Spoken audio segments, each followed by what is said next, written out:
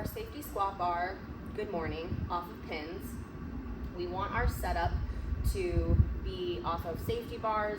You can also use pins that run across the rig all of the way, but you want to be on something that is sturdy and that's going to tolerate the load once you start putting weights on each side of the bar.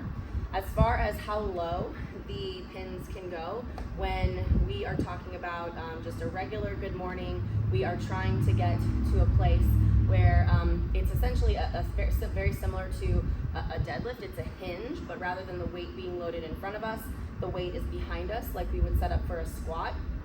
So we want the pins to be where at the very bottom our chest is at parallel or slightly above parallel to the floor. So we're either looking for our chest to be like this or our chest to be like this so that our hips are a little bit more underneath us.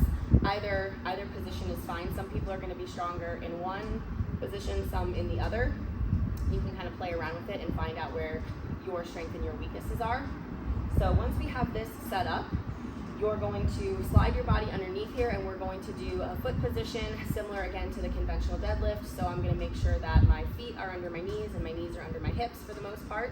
And when using the safety squat bar, I want to get really good contact with the back of my neck into the front inside part of this yoke on the bar. So I'm going to push my neck back and kind of pack my chin in, and then I'm going to pull my elbows down so that my upper back is nice and tight, and I want my chest to kind of peek through this little square that the handles make on either side of my body. So to get under here, I'm going to go ahead and demonstrate a couple of reps and show what we're looking for the safety squat bar good morning off pins.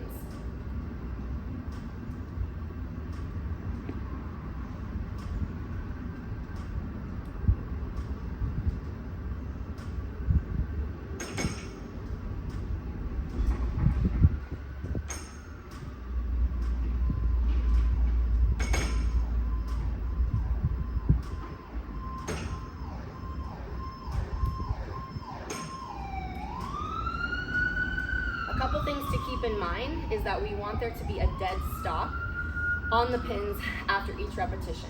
So we don't want to bounce the bar off of the pins between our reps. Also, a common compensation that happens, particularly as things get heavy, is that folks don't want to truly load into their hamstrings. They start to pick up here and sort of scoop with their knees.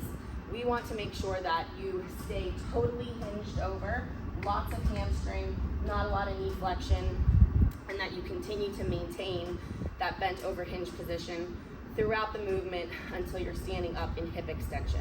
So if you feel like you're starting to fail technically and you're unable to maintain the position by truly just loading your hamstrings and keeping your quads out of it for the most part, it's probably you're at your top end.